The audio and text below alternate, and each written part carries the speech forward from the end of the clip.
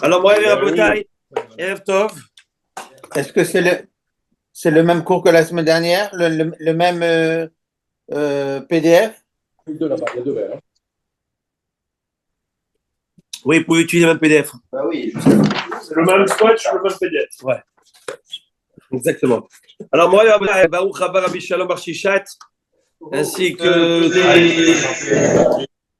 tous les intervenants ici présents. Je vois, il y a M. Bronner, M. Ohio, M. Bar Shishat, et puis M. Znati, Baruchim Abbaim, et bien sûr, en présentiel. La Simcha est encore plus palpable de vous voir ici. Amen.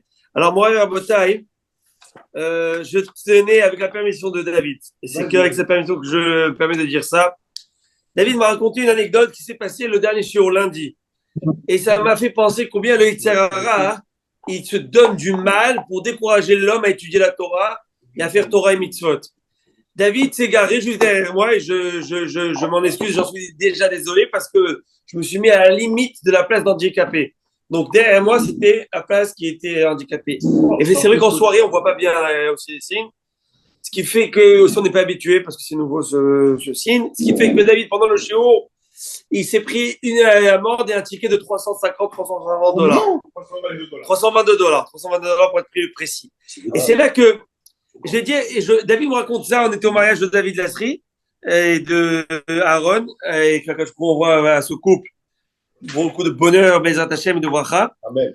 Et bien, Rabotai, alors il me raconte c'est ça. Et je lui avais répondu sur place, et j'ai réfléchi, ça m'a trotté cette histoire en disant, regarde ce que le Tzara, il veut que tu aies, quand tu sors du shiur de Torah, tu dis, tu vois, j'étais pour un shiur de Torah, et regarde ce que je me suis pris, un ticket. Non, c'est jamais Et voilà. Et là, il m'a clôturé l'histoire, David, parce qu'il l'a fait, comme on a étudié dans Maseret Brachot, que toute mauvaise nouvelle, tu dois remercier Akadosh Baruch Hu avec la joie. Et ben David, il a dit au Tzara, tu vas pas m'avoir. Et ben aujourd'hui, il m'a raconté, voilà, les Acharetov, qu'Ultramar l'appelle pour lui dire, vous avez fait plus à trop payer, et ben moi, on doit 1000 dollars, je ne sais. Voilà. Alors, regarde, David, prochaine chose, tu te moques derrière moi. Et je dis, tu seras gagnant. Pour vous dire, il y a une histoire comme ça avec un élève de la yeshiva de Vologine, son père est tombé malade, là, il s'était Hachem Merachem, et puis après, il est décédé, etc. Et le Rav lui a dit que le Yetzer Hara, il a fait tout ça pour que cet enfant n'aille pas à la yeshiva. Enfin, donc, il a été. Il dit, le Yetzer Hara, il peut aller jusqu'à très, très loin. L'essentiel est que tu n'étudies pas la Torah. Et Shabbat dernier, j'ai donné dans le shiur, pour ceux qui s'en souviennent, j'ai donné dans le shiur de samedi midi, samedi avant Mincha, l'importance de l'étude de la Torah. Rabbi Mordechai de vous voir sur place, ça me fait plaisir. Moi, je le vois à l'écran, mais c'était fait plaisir. Eh bien, ça me fait très plaisir. Un petit whisky pour M. Saroche. Je vois comment tu t'as Alors, Rabotai, le voilà. Donc, je l'ai dit, et ça m'a encore conforté sur l'idée. Je veux dire, chaque chose, essaie de te casser. Je suis venu, on va dire, une extrémiste à l'heure. Pourquoi? Habituellement, j'essaie de venir un peu plus tôt.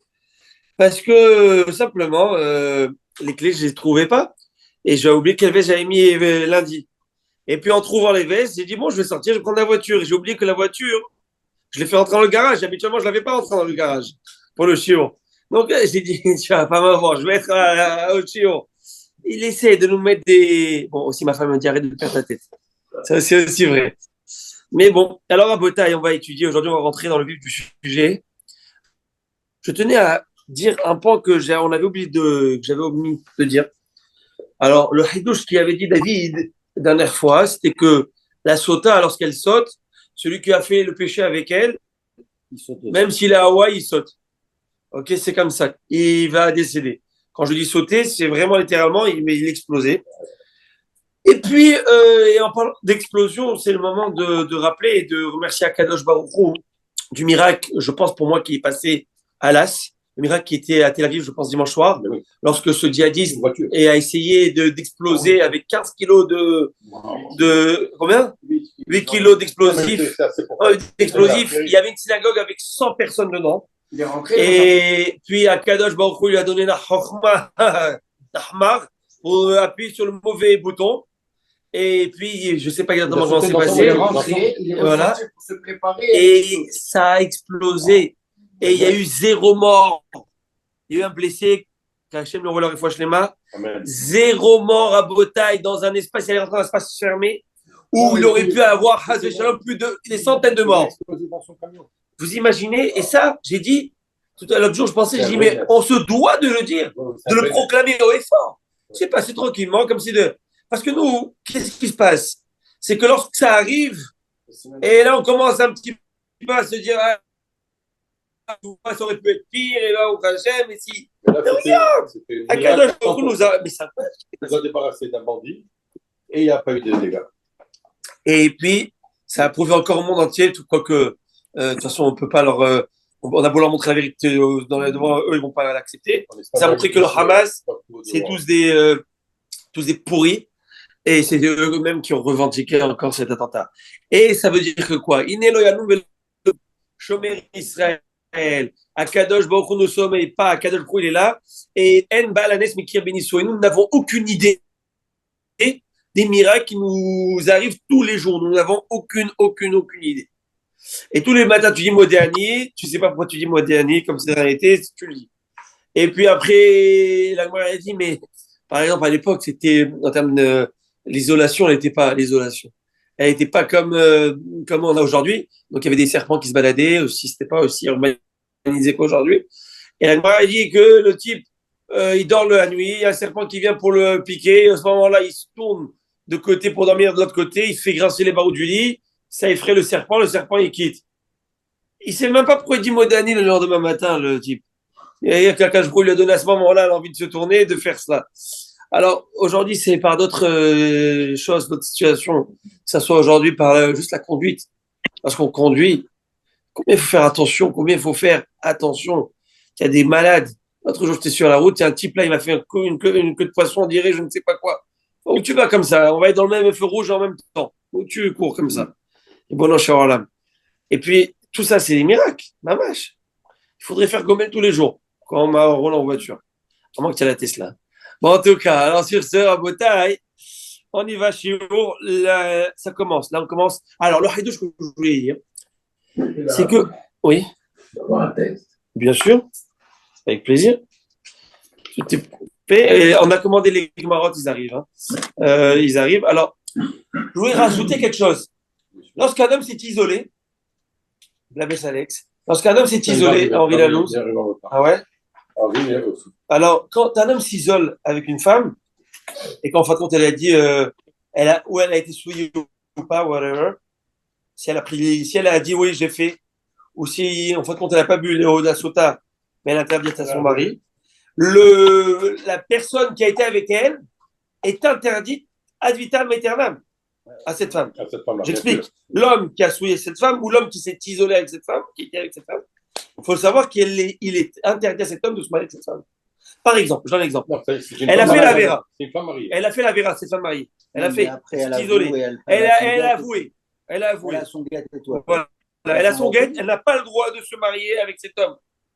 Asura la Baal et la Boel. Elle a Asura, elle interdit au mari et au souilleur. C'est fini. Voilà. Toi qui as malheureusement désacralisé un mariage, et ben tu n'as plus le droit d'être. Tu ne convoiteras pas. Il a déjà convoité. Non, mais c'est pas par rapport à. Mais ça, on s'en fiche. Mais c'est pas. Alors, c'est pas par rapport à convoiter. Le gars, il est rentré. Si elle lui avait pas dit qu'elle était mariée. Pas grave, tant pis. Tant pis, mais c'est fini. C'est les deux. Les deux, l'interdit, il a été acté, il a été fait, c'est tout. Alors, à Botaï, on y va. Là, au début, ça va être sympathique. Et puis après, je vous promets, je ne sais pas si vous avez eu l'occasion un peu de lire, d'étudier, c'est une des pages les plus techniques pour moi, une des pages du Talmud des plus techniques. Réellement. J'aurais voulu, je ne sais pas si je vais amener pour le prochain cours, un petit tableau ou des feuilles, parce que c'est back and forth, sur des précisions. Et c'est ça la grandeur de la Gemara, c'est qu'il faut garder le fil. Tu décroches une fois, on se retrouve au prochain round. Tu vois, c'est comme ça que ça marche. Et c'est ça la complexité, mais pas tout de suite, bientôt. On va l'étudier. Et c'était une des raisons, je suis témoin, que je ne voulais pas prendre cette Gemara parce qu'au départ, ça peut être presque frustrant. Mais j'ai dit, mais on est des tops, nous on y va. Ça fait, ça va? On y va. Et justement, hier, je parlais avec ton gendre, Rabbi Maurice. Il me disait, mais à force d'étudier la Gemara et de voir, et il étudie Maseret Negaim dans le Mishnayot, tellement fier de lui, qui met du temps à la Torah. Bon, Hachem, tu peux être fier de tes gendres. En tout cas, ouais, mais ils sont très fiers de toi, tu le saches. Ils sont très fiers de la belle-mère, du beau-père aussi. Mais, et puis, qu'est-ce que je disais? Et il me disait, mais, bon, il parle d'Albert Einstein. Mais il me disait, mais les savants de Gemara, les savants de Torah et de nos sages, mais nous, on parle d'Albert Einstein, on met sur un piédestal, mais c'était tous des Albert Einstein. Eh bien oui, c'est Foucault et Albert Einstein. C'était des sommités et des têtes pensantes qui étaient, des fois, on parle, et là, je ne vais pas parler que des Tanaïm et des Amoraïm, où le niveau, il est, n'en parlons pas, mais on peut parler pas des contemporains même, on peut parler du Rav Ovadia Yosef. Parlons du Rav Ovadia Yosef, qui connaissait tout par cœur. Parlons du Rav Moshe Feinstein. Parlons du Rogochover. Parlons du Achiezer. Ephraim Ozer Godonsky, qui pouvait écrire 2 lettres en même temps sur 2 sujets complètement différents. Vous imaginez ce que c'est? Bicéphale. Il pouvait te écrire, mais c'est pas c'est des choses qui sont, c'est le génie de ces Khamim de la Gemara. Et là, franchement, là, je vois, quand j'ai étudié tout à l'heure encore pour reprendre, j'ai été époustouflé, encore ébahi, et j'étais charmé par la Yama Talmud, la grandeur de nos talmudistes, sur un détail. Voilà. On y va. Amekane l'ishto. Nous commençons la première Mishnah dans les mots. Vous pouvez suivre avec moi. Amekane l'ishto, celui qui met son épouse en garde. Mekane, c'est, on va le voir, on va essayer de comprendre l'étymologie de ce mot, la sémantique de Mekane. Mais là, tel qu'on va l'expliquer, c'est celui qui met en garde sa femme et qui dit à sa femme, écoute, Juliette, tu arrêtes de te balader avec Don Juan, on l'avait dit à l'époque, cette personne-là. Tu arrêtes de t'isoler. Et il lui a averti. Donc, il l'a averti. Amekane l'ishto, celui qui met son épouse en garde. Et on l'a expliqué le dernier cours, c'est que par ce processus de ce qu'on appelle la mise en garde, ainsi que l'isolement, qu'il peut y avoir la sota. Voilà. S'il n'y a pas ça, s'il y a par exemple, elle s'est isolée, on ne m'a jamais mis en garde, on ne me l'a jamais dit à propos de cet homme, eh ben, il n'y a pas de sota, et l'eau de la sota ne va pas faire son effet. Et je l'ai expliqué le dernier shiur, que la sota, c'était un miracle exceptionnel qui n'existe plus au jour d'aujourd'hui, et que la Gemara va dire qu'aussi un homme ne doit plus le dire aujourd'hui, on va le voir, même à l'époque. Ni à l'époque, ni aujourd'hui, ne doit jamais mettre en garde sa femme de ce genre de situation. La Gemara va tout de suite expliquer pourquoi. Amekane l'ishto. Comment? Au-delà des idées, c'est que ça va mettre un conflit et ça va mettre un court-circuit dans le couple qui est pas bon du tout. Et au contraire, ça va peut-être provoquer des choses qu'il ne faut pas. Alors, on va voir, mais on va voir. Ça veut dire que si elle est prise en flagrant délit. Si elle est prise à fauter en flagrant délit avec un témoignage de 2 témoins, c'est la mort. Elle a le droit de dire qu'elle n'a pas été. Aujourd'hui, s'il n'y a pas d'exécution. Donc, s'il n'y a pas d'exécution sur une femme mariée, aujourd'hui, c'est le divorce obligatoire. Ou par exemple, à vous, c'est le divorce obligatoire. Un homme ne peut pas vivre avec son épouse s'il a été. La loi l'oblige à le divorcer. Ah oui, il n'a pas le droit. Ça sourde de lui de rester avec elle. Non, mais attends, la mort, ils ne vont jamais la tuer. Non, ça existe plus, ça. À l'époque, oui. À l'époque du Sanhedrin, bien sûr. Mais ça prend 2 témoins. Mais ça prenait 2 témoins et que le gars, il s'est vu dans le trou de la serrure, etc. On va le voir, on va l'étudier. Amekan et l'ishto. On peut utiliser l'argument en disant je n'ai pas été averti par mon mari. Non, c'est tout de suite ce qu'on va étudier. C'est avec des témoins. Il va y avoir des témoins à bataille. Ça peut pas. On va voir les 2 conditions, de quelle manière c'est fait. Monsieur Barchichat, vous m'entendez? Oui? Je ne sais pas si vous m'entendez. Non, lui, il a son micro éteint, c'est pas grave. Mais attendez, je vais essayer de. Et c'est vous qui êtes sur mute maintenant. Non, c'est moi qui ai juste fait. C'est juste moi qui ai mis ça parce que je voudrais. Parce que Monsieur Znati aime bien quand je mets. Je vous entends très bien. Très bien. On vous entend bien, Rav. Seulement. À l'isolement, pardon. Ou ça peut être, par exemple, un thème, je t'interdis d'aller au restaurant avec lui, de te tenir avec. Non, il ne faut pas être faux, il faut pas être extrémiste. Ouais, isolement. Ok. Non, mais tout de suite, on va. Ça tombe très bien. Rabbi Yoel, tu poses cette question parce que c'est. Et tu mets vraiment en relief ce que la Mishnah va dire. Tout de suite, on y va. Amekane l'ishto, commençons premier mot, première Mishnah de cette massacrette. Amekani Lishto, celui qui met son épouse en garde, de ne pas s'isoler par rapport à cet homme. Rabbi Eliezer Omer, Rabbi Eliezer nous dit, Mekanela et Pishnaim. L'avertissement doit se faire devant deux personnes. Il faut qu'il y ait deux hommes. Deux Aïdim Keshirim, deux témoins cachers qui voient l'avertissement. Vous êtes là, vous entendez, tu ne peux plus je te demande de ne pas t'isoler avec cet homme. Puis, qu'est-ce qui se passe? Rabbi Eliezer, grand chidouche de Rabbi Eliezer, c'est que dès le moment où il l'a mis en garde devant deux, et puis après, elle s'est isolée, ça suffit qu'il y ait un témoin, ou même lui-même qui est vu, ou un témoin qui n'est pas cachère, ça veut dire un homme qui n'est pas bar mitzvah, une femme, elle est passée par un témoin cachère, d'après la Torah. Et bien, qu'est-ce qui se passe? Dans ce cas-ci, eh bien, c'est bon.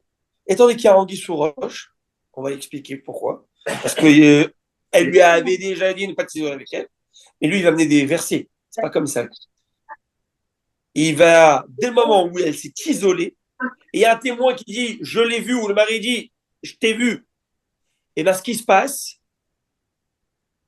eh bien, elle va rentrer tout de suite dans le chapitre de la sota. Et elle est apte à boire l'eau de la sota. Même si le témoin n'est pas en âge. Même si le témoin n'est pas caché. Parce qu'il y a eu deux témoins quand il a prévenu. Parce qu'il y a eu prévention. Elle a prévenu par deux témoins. Un témoin, l'agma, dans quelques minutes, elle va se demander d'où tu me sors ça. Habituellement, toujours, un témoignage, c'est une déposition de deux. Il faut deux hommes. Donc, on va essayer de comprendre ça. C'est ça, le fil même de la Gemara, c'est ça qui va être posé dans quelques minutes. Ça, c'est le hidouche de Rabbi Eliezer. Alors, c'est quoi? C'est être isolé. On va le voir tout de suite.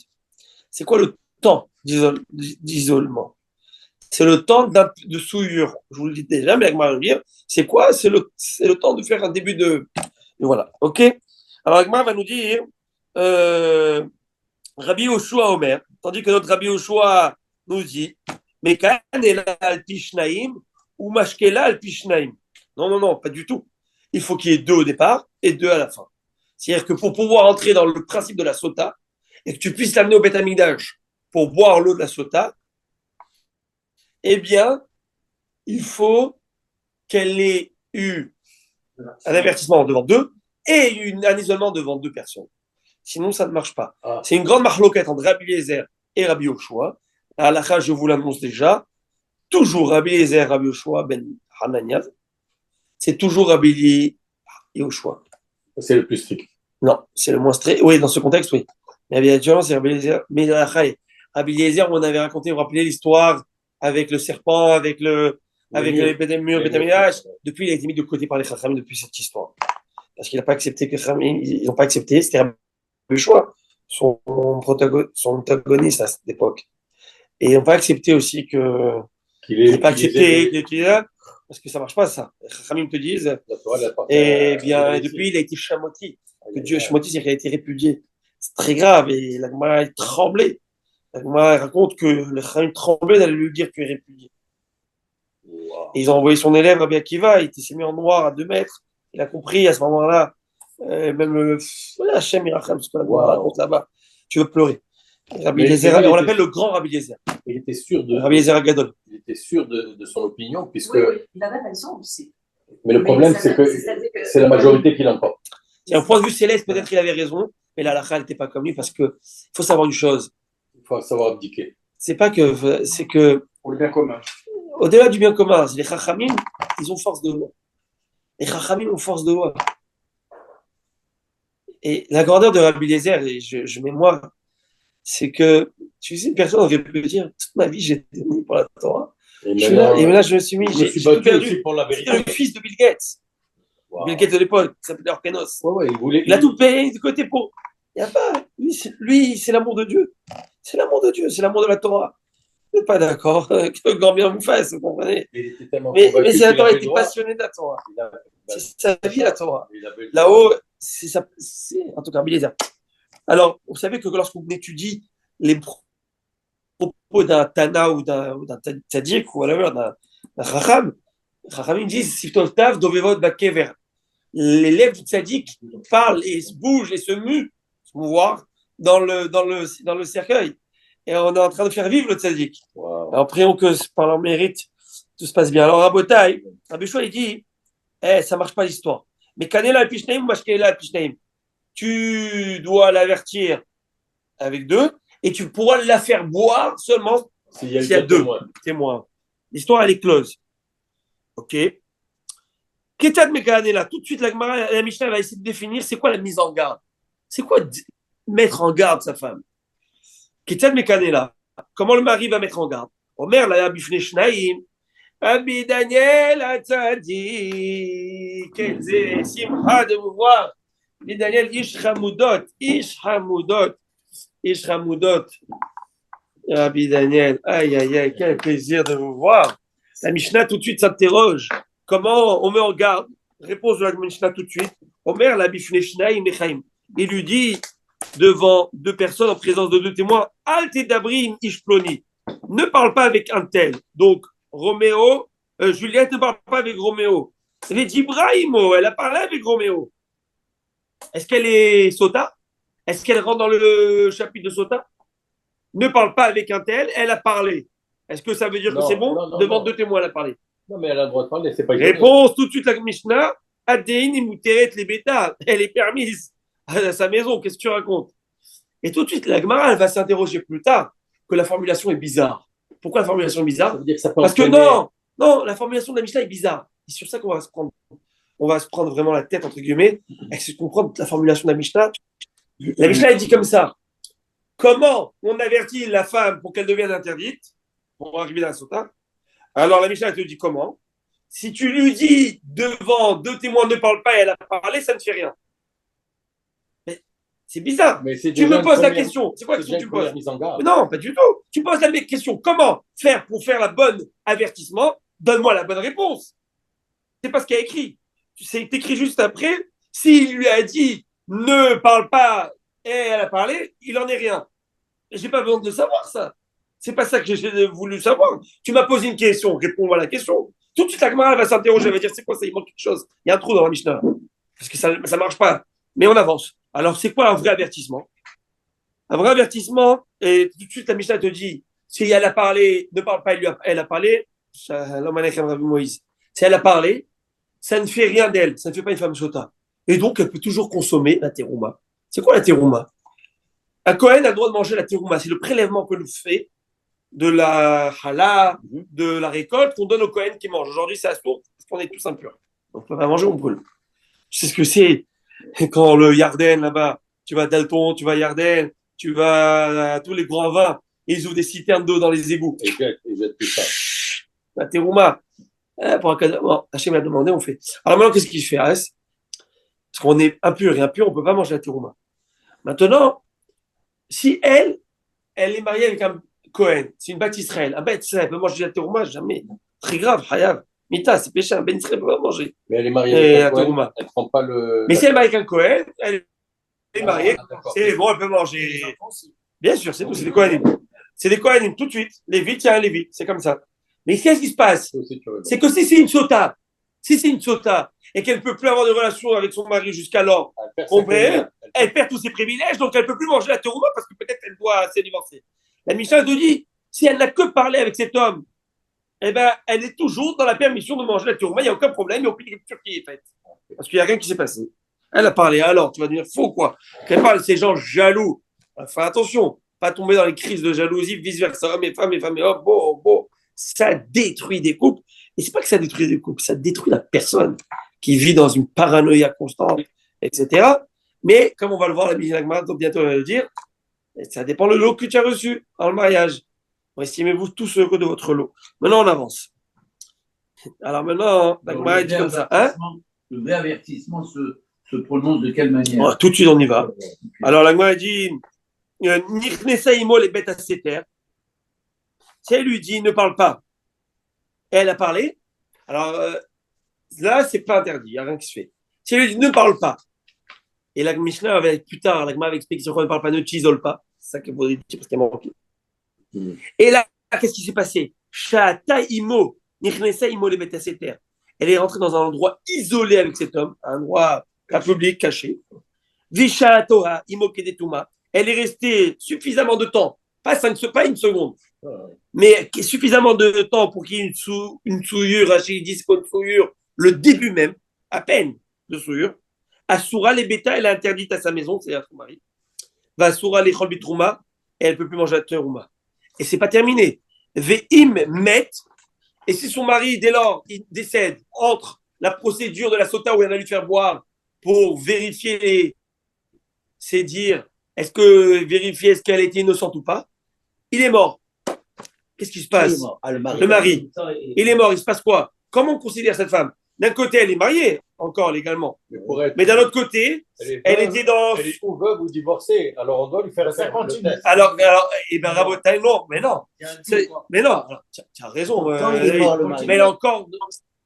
Très bien, mais il n'a pas amené au Betamidash. C'est ton mari qui l'amène au Betamidash. Alors elle est veuve. C'est le mari qui l'amène. Alors écoutez, alors, non. Elle est veuve, bien sûr qu'elle est veuve. Parce que son mari il est mort. Donc légalement, elle est veuve. Mais il y avait un deux. Mais la chidouche que je vous pose maintenant, imaginez-vous que vous n'avez pas eu d'enfant. Donc maintenant, qu'est-ce qui se passe d'après la Torah?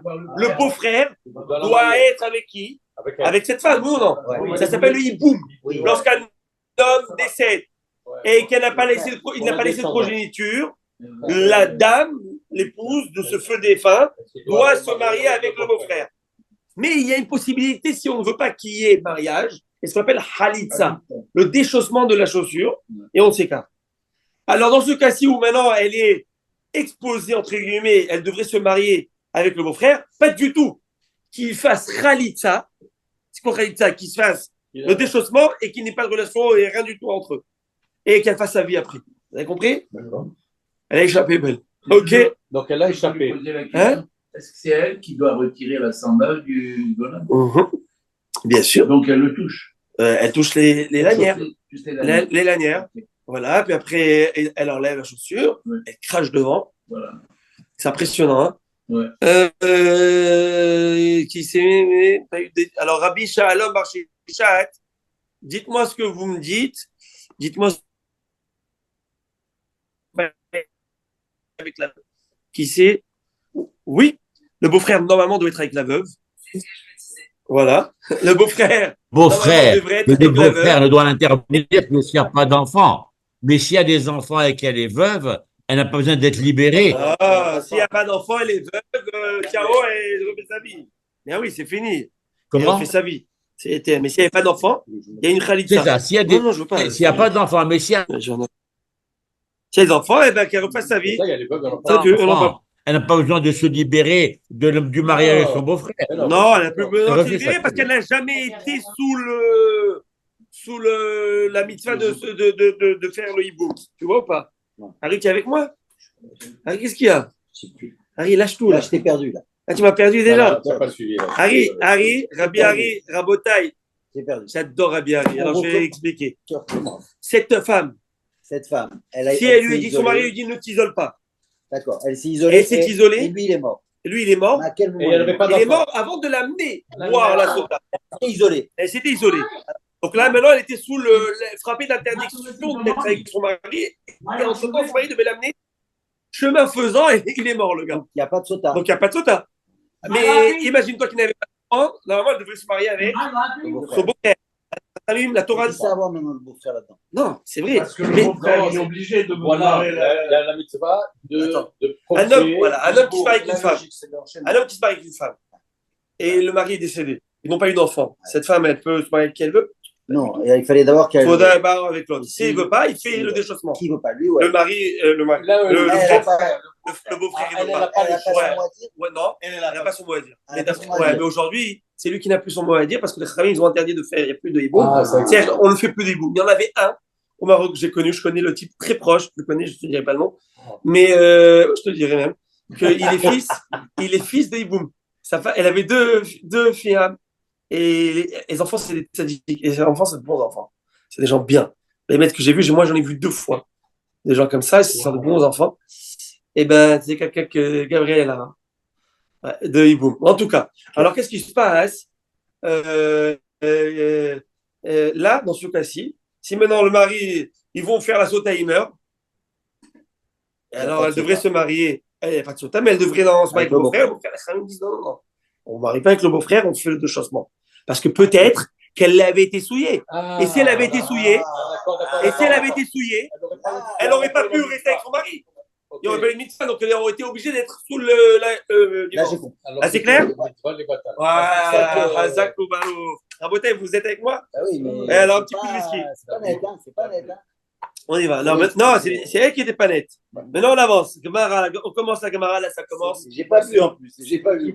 Alors, maintenant, Rabotai, on met les ceintures parce qu'on décolle. Décollage immédiat. La Gemara a dit comme ça. Mirde, Tana Minazir Sadik. On commence smooth, sympathique, par une bonne question. Qu'est-ce que cette Mishnah, Maseret Sota, fait ici? Mirde Tana Minazir Salik. Je vous fais l'ordre des Mishnayot dans l'ordre. Vous savez qu'on avait expliqué qu'il y avait 6 cycles de Mishnayot. Dans les cycles de femmes, il y a Yebamot, Ketubot, Yebamot, Ketubot. Et puis après, qu'est-ce qu'il y a? Naedarim, non, Nashim. Nedarim, Nazir, Sota, Gitin Kedushin. Ok? Alors, moi, elle dit, qu'est-ce que. Nazir, il fait la main. Attends, on a fait Nazir, juste après, partie Sota. Mirde Tana, Minazir Salik. Le Tana passe directement du traité Nazir au traité Sota. Oui ou non? Ouais, dans l'ordre. Selon l'ordre. Matana de Katana Sota. Qu'a-t-il enseigné dans les lois de Nézirut qu'il ait besoin maintenant de juxtaposer Masechet Sota? Ça veut dire que nous, nos Chachamim et Rabbi Danassi, c'est lui qui a mis les Mishnayot selon le sens de cet ordre. Ah, c'est Il n'est pas venu un matin et dit, tu sais quoi, allez, on va se faire Sota. Ah, on a fait Nazir, on se fait Sota. Il a suivi un ordre logique. Quel est l'ordre logique qu'il a suivi? Qu'est-ce que c'est comme un cheveu dans la soupe, là, cette Sota? Parce que moi, franchement, personnellement, si vous me demandez mon avis, c'est où on fait Yebamot, Ketubot, Sota, c'est dans même le logique de la Ketuba, ou Gitin, Kidushin, le divorce, le mariage, et après la Sota, après le mariage, si jamais il y a eu. Mais qu'est-ce que Sota fait ici? Elle s'est perdue, quoi. Mirde, Tana, Minazir Salik. Le Tana, il a quitté Nazir, c'est-à-dire il est venu juste après Maseret Nazir. Mais Maïtana, des Katana Sota, mais qu'est-ce qu'il avait enseigné dans Nazir? Où il te dit, tu sais quoi? Il y a maintenant, je viens de terminer dans un point dans Nazir, et ce point-là, il fait relation avec Sota, donc je vais commencer Sota. Quel est le dernier point de Nazir qui est en relation avec Sota? C'est ça la question. Pourquoi? Pourquoi il a mis ici Sota? Vous voyez, la question, elle est claire. Réponse, qui est des rabbis. Mais c'est très logique. Comme le fameux enseignement de Rabbi Udanassi. Qu'est-ce que nous a enseigné Rabbi? Quand on dit Rabbi dans le Talmud, c'est Rabbi Udanassi ou Rabbeinu Akadosh. Rabbeinu Akadosh, le Rabbi, le saint Rabbi. Pourquoi? La Gemara dit pourquoi il est intitulé par le Rabbeinu Akadosh. Qui sait pourquoi? Le Brit Mila. Il n'a jamais mis sa main sous sa ceinture pour toucher la Brit Mila. Kedusha. C'est sa fameuse Kedusha. Ah, Rabbeinu Akadosh. Ok, on avance. Même quand il était C'est un autre on niveau, calcule ça. pas ça. À partir de là, c'est ça. Non, Ok, j'ai it's compris. nothing. Alors, même quand il était petit, j'imagine. Alors, Gemara nous dit, Rabbi Omer, Rabbi nous dit que c'est très joli. Pourquoi dans la Torah, où se situe dans la Torah la fameuse histoire de Masechet Sota, dans Parashat Nasso? Non. Oui. Quand vous étudiez Parashat Nasso, qu'est-ce qu'il y a d'abord? Il y a Sota, et puis après, il y a Nazir. Je vous lis. La Manismecha Parashat Nazir et Parashat Sota. Pourquoi la Torah, elle a juxtaposé la Parashat de la Sota, puis après la Parashat du Nazir? Quel rapport? Pour t'apprendre une chose, si la Torah juxtapose deux thèmes, c'est pour te dire, tu vas apprendre de l'un à l'autre. Pour te dire que quoi? Kol haroe sota bikulkula, tout homme qui a vu une femme, une sota, dans son kilkula, c'est quoi kilkula? Dans sa disgrâce.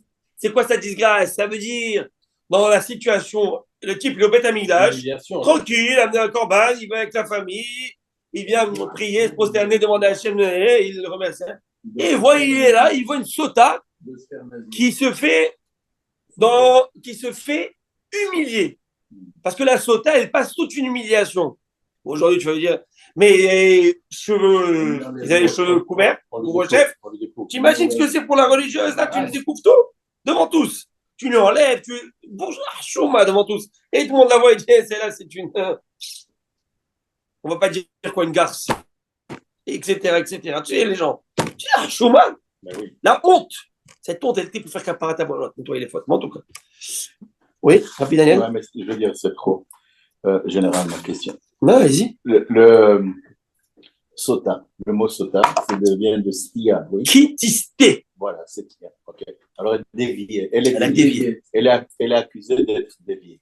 Dévoyé. D'avoir des Dévoyé. Oui. Mais il faut le prouver. Pourquoi on la nomme comme ça avant qu'elle soit. Très bonne question de Rabbi Daniel.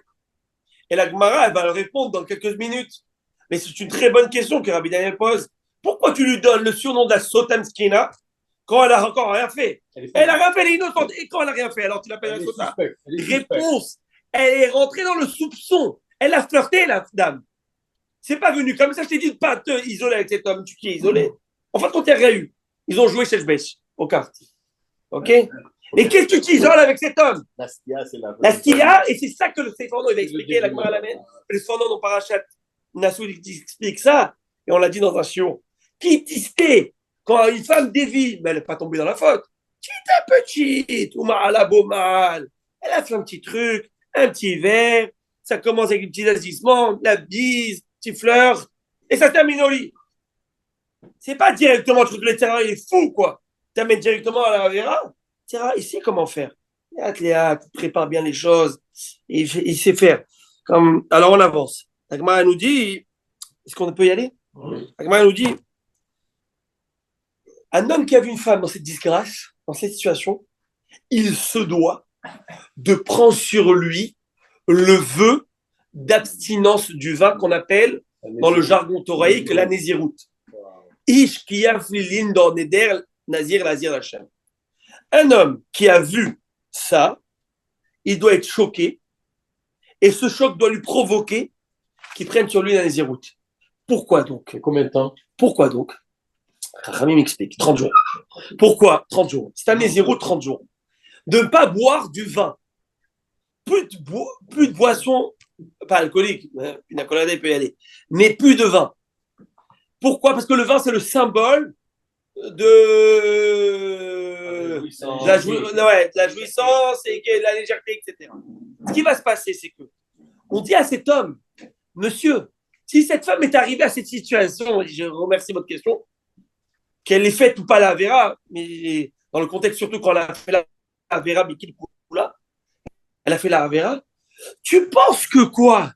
C'est que du jour au lendemain, elle s'est levée avec dans la tête une idée et allez, j'y vais, pampelope et on y va? Pas du tout. Les heures sup au bureau, et puis après on avance, et puis après c'est juste un petit restaurant, arrête de faire prendre à l'autre, exagère, et puis arrête de. Et après elle tombe dans le piège.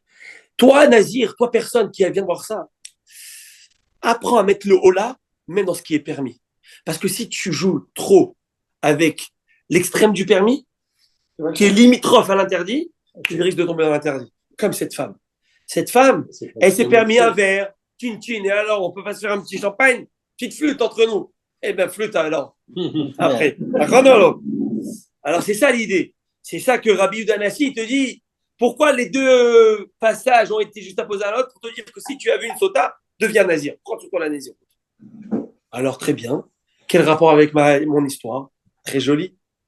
La Gemara dit comme ça, je vais vous le dire oralement, après je vais vous le dire dans les mots. Masechet Ketubot. À la fin, dans le 7e chapitre, on parle du chapitre Amadir. C'est quoi Amadir? Celui qui va faire un vœu sur son épouse. Un homme peut interdire son épouse sur ses biens, etc. Ça s'appelle des Nedarim, ok? Un homme, il peut interdire son épouse. Comment, de quelle manière il peut interdire qu'elle puisse jouir des choses? Eh bien, il y a des choses qu'il ne peut pas lui interdire. Donc, ça s'appelle, le chapitre s'appelle Amadir, on parle des vœux. Donc, en parlant de ces vœux, à la fin de Ketubot, tout de suite, il est parti sur la même chronologie, le même thème, sur Masechet Nedarim. Nedarim sont les vœux. Il a ouvert le chapitre des vœux dans Ketubot. Tu sais quoi?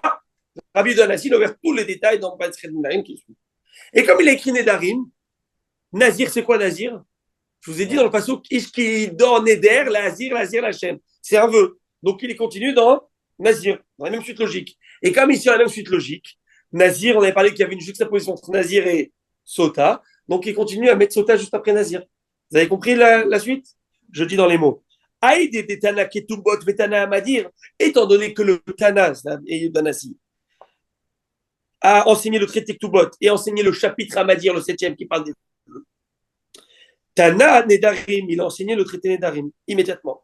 Parce que Amadir et Nedarim, c'est kiff-kiff. Et va aider Tana Nedarim, Tana Nazir. Et étant donné qu'il a enseigné le traité Nedarim, il a enseigné le traité Nazir. Et comme il a enseigné le traité Nazir, il a enseigné la Sota comme Rabbi Yehuda Anassi nous enseigne.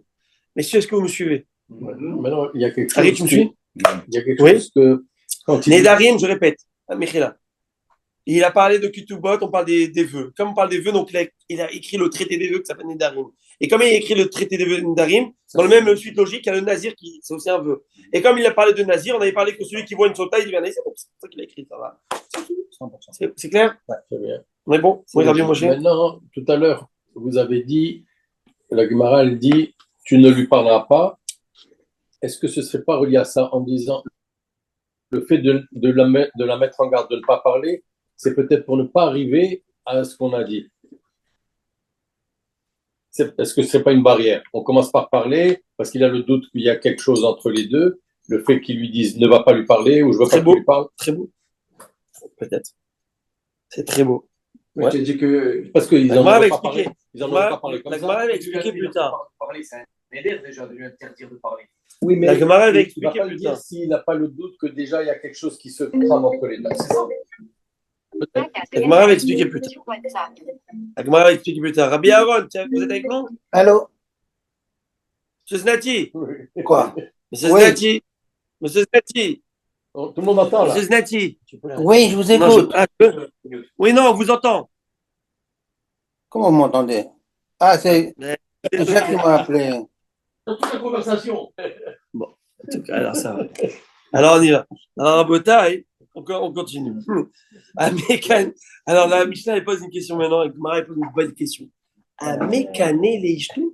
Ça veut dire quoi en hébreu, Amekané les ishtou? Amekané les ishtou, qui jalouse sa femme. Oui, mais on a expliqué celui qui a averti sa femme. Quand tu veux dire Amekané, c'est du passé. Amekané ishtou, le type, il a fait une mise en garde à sa femme. Celui qui a fait une mise en garde à sa femme, Rabbi Eliezer, il te dit, ça doit être selon d'eux, etc., etc. C'est du passé. À connaître les jetos. À mécaner. À mécaner. À mécaner ce hé. Mais là, il devient à mécaner, c'est-à-dire celui qui a mis en garde. Pas mécaner Adam les jetos. Pas mécaner Adam. Mécaner, c'est du présent. À mécaner, ça devient du passé. Là, hébraïsant. Ah, mais c'est celui qui a averti. Pourquoi la Mishnah prend cet ton de pourquoi elle ne parle pas a priori, mécané Adam Ishto? Voici un homme comme ça, il doit faire la mise en garde. Voilà la formule de la mise en garde. Voilà comment un homme doit arriver. Pourquoi tu me dis diavad, ça veut dire a posteriori? Si un type il a mis en garde sa femme, alors si ça a été fait devant deux témoins, voilà, ça marche. Pourquoi tu me parles passé? Tu me parles pas au présent, parle-moi, voilà comment on fait une bonne mise en garde. C'est pas parce que c'est au cas où ça arrive. Réponse de la Gemara, pas du tout, ça peut pas être au cas où ça arrive. C'est pas au cas où ça arrive, si ça n'a pas été fait, il n'y a pas au cas où ça arrive. Réponse Bediavad. C'est que si tu l'as fait, ou tu veux à tout prix le faire, mais ce n'est pas quelque chose qu'on t'encourage à faire. C'est-à-dire que si tu l'as fait, ça marche. Ou si tu veux le faire, ok, mais on ne veut pas que tu le fasses. Oh, wow. Les rachamim te découragent de le faire. Pour ne pas arriver à ça. N'arrive pas à ça, tu vas mettre la tension pour rien. Tu vas rentrer dans les problèmes pour rien. Surtout qu'on va le voir que dans ce monde, dans notre génération, surtout pas dire ça. Pourquoi surtout pas dire ça? Parce que tant si elle l'a fait, qu'est-ce qui va se passer? Elle a été mise en garde. Et après, si elle est isolée, qu'est-ce qui se passe? Tu l'as amenée au sota. Est-ce qu'il y a le bétaminage? Non. Tu es bloqué, tu peux plus être avec elle. Ah oui, faut mieux se taire. Tu dois te taire. Maintenant, s'il y a quelque chose, s'il y a vraiment quelque chose, bye. Ciao. Arriva, Gaët, Shalom, Israël. Mais dans ce cas-ci, maître, tu veux, je ne veux pas te voir.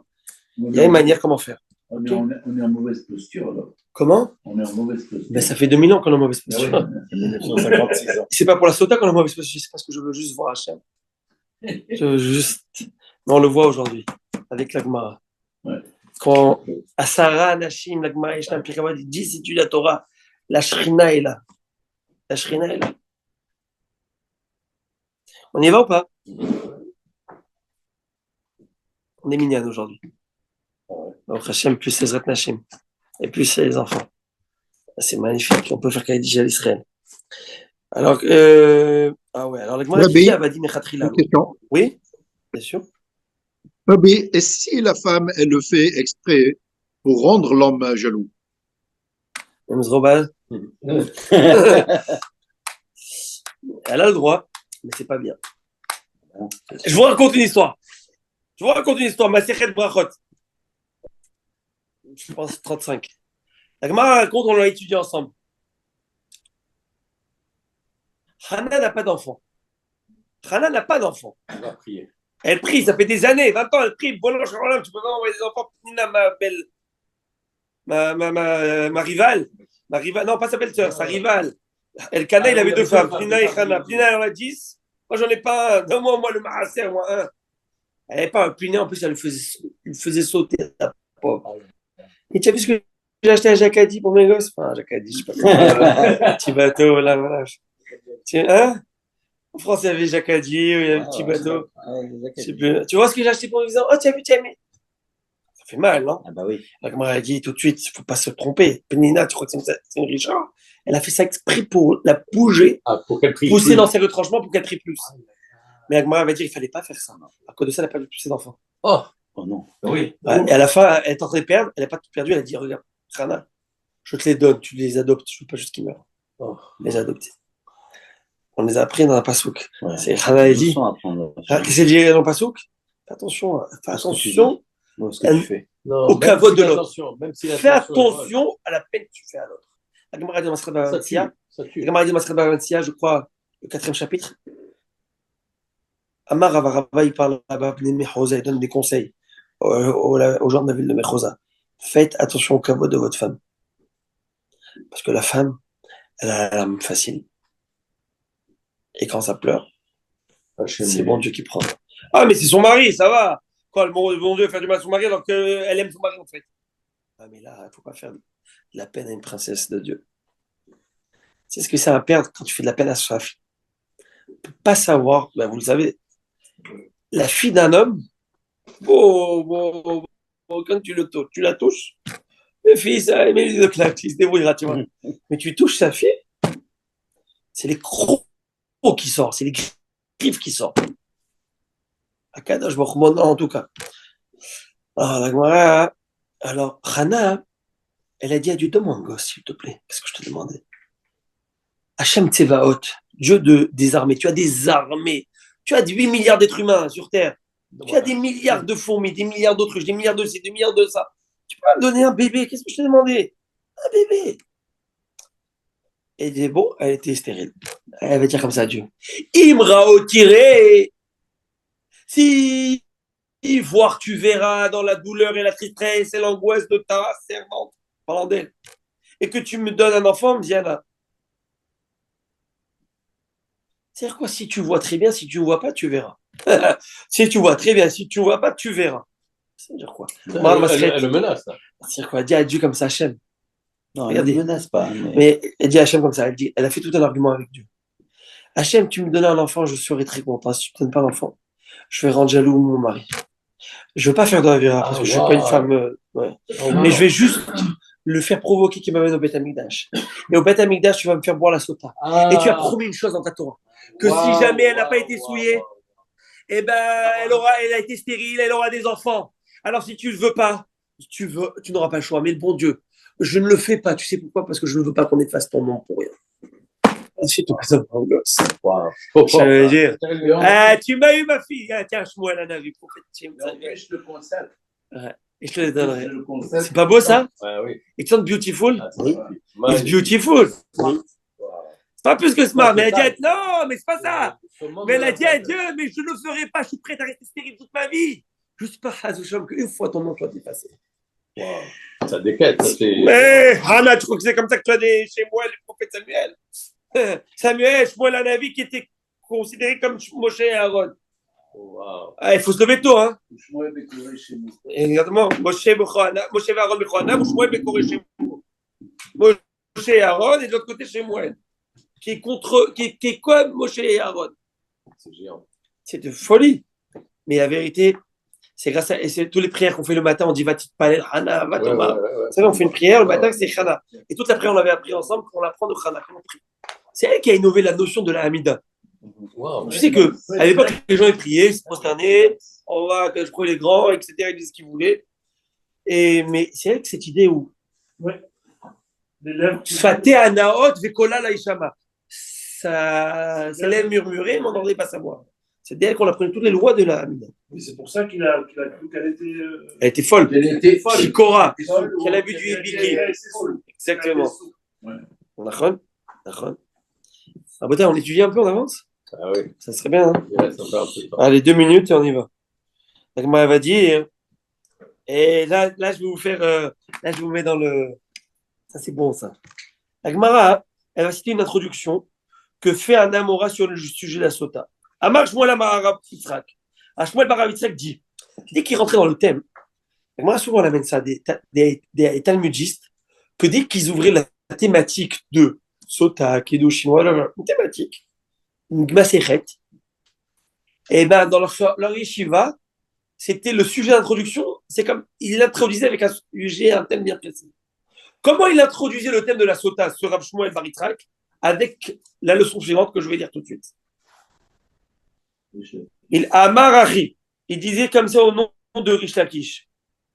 Amar Shmuel Bar Yitzhak, Shmuel Bar Yitzhak a dit qui ava patach Rish Lakish besota, lorsque Rish Lakish commençait l'interprétation biblique de Sota, Amarachi disait toujours ainsi. Vous savez qui était Rish Lakish? J'aime bien donner un petit peu la biographie, une courte biographie de notre talmudiste. Rish Lakish, c'est Rabbi Shimon ben Lakish. C'est celui qui était le beau-frère de Rabbi Yochanan, qu'il n'y a pas une page en Gemara où on voit pas Rish Lakish chez Rabbi Yochanan, et c'était le chef de la mafia italienne, Rish Lakish, enfin israélienne. Ouais. Vous imaginez ou pas? Comment il s'appelle la mafia japonaise? La Tria Yakuza. Yakuza. La mafia israélienne est plus dure. Elle est plus dure? Bon, je l'avais. Ouais. C'est pas qu'on a réfléchi. Bon, en tout cas, la Rish Lakish, mais quoi? Le chef, le type Pablo Escobar, quoi. Mais non, un jour, la Gemara raconte, Maseret, je pense Baba Mitzia, 84, je suis pas sûr, la Gemara raconte qu'il saute. 84, pédalette. C'est un fleuve. Il voit une femme nager dans un fleuve, on va dire bonjour. Un peu de gentleman, hein. Ouais, c'est ça. Il saute d'une rive à l'autre. Il s'avère que c'est un homme. Il a eu les boules. Oh, mais il était très beau, Rabbi Yochanan. Il était beau. On raconte que Rabbi Yochanan, il n'avait pas un mérite, c'est qu'il n'avait pas la barbe. C'était un bien. Alors on croyait un peu de côté, je ne sais pas si c'était une femme ou. Elle avait. Tout fait par le beau gosse qu'il était, Rabbi Yochanan, tzaddik. Il est beau. Il dit ma sœur, elle est 10 fois plus belle que moi. Si tu fais tes choux, tu vas te marier avec elle. Moi, cette histoire m'a toujours impressionné. Vous savez pourquoi? Mais moi, je crois que je proposerais Pablo Escobar, ma sœur. Que je me pars, laisse-moi tranquille. Non, mais Rabbi Yochanan, il a tout de suite vu. Pas Rabbi Yochanan qui était. Parce que lui, Rabbi Yochanan, il voyait à travers Rayon X. Il est su, il a sa neshama. S'il fait tes chouvas, mais le type, il monte à des. Eh ben, Rabbi Yochanan, il va dire tu maries toi à ma fille, tu fais tes choix, tu maries à ma soeur. Il a fait des choix. Ça va devenir Sachavuta. Et il faut savoir que Rabbi Yochanan, il a perdu 10 enfants. 10 enfants, il a perdu. Il n'est pas devenu fou. Il a perdu Sachavuta. Il est devenu fou. Aïe. Quand il est décédé, Rabbi Shlakish. Il fallait que le Chachamim prie pour qu'il décède. Rabbi Yochanan, parce que là, c'était trop dur. Et Rabbi Yosef pose une bonne question. Il dit, je ne comprends pas, il a perdu 10 gosses. Il perd Sachavuta. Il perd 10 gosses, il tient la route. Il perd Sachavuta, il est. C'est quoi Sachavuta? Sachavuta, c'est son binôme d'études. Son binôme d'études. Son binôme d'études. Sachavuta Chaver. Son Chaver d'études. Comme la Gemara dit, Havruta ou Mituta. Ou tu as une bonne Havruta, c'est la mort. J'allais dire pareil avec la famille, la bonne femme. C'est où que c'est une bonne femme ou tu es fichu. C'est ça. Mais s'il n'y a pas de shalom bayit, c'est la mort. Et la Gemara va le dire tout de suite ça. Maintenant j'y vais. La Gemara, alors Rabbi Yochanan, Rabbi Yosef, il pose cette question, il dit, je ne comprends pas, attends, Rabbi Yochanan, il perd ses 10 enfants, et il tient la route et avec sa chavota, something's wrong. Et il dit qu'un beau haïdouche que j'ai écouté. Il dit, un homme, un homme qui perd un fils, ça s'appelle shakoul. C'est quelque chose qu'on ne peut pas guérir. C'est inguérissable. Enterrer son enfant, c'est quelque chose qui est inguérissable. Parlez-nous. Alors 10, arrête l'histoire. Mais qu'est-ce qu'il faisait tenir? C'est son étude de la Torah. Loulé Torah techa sha'ashuai azavati be'oni. Dit David Amelech, si ta Torah, dit dans le Télim, si ta Torah n'était pas pour moi le plaisir de ma vie, la passion de ma vie, aucune raison de vivre. Eh ben, j'aurais été perdu dans mes soucis.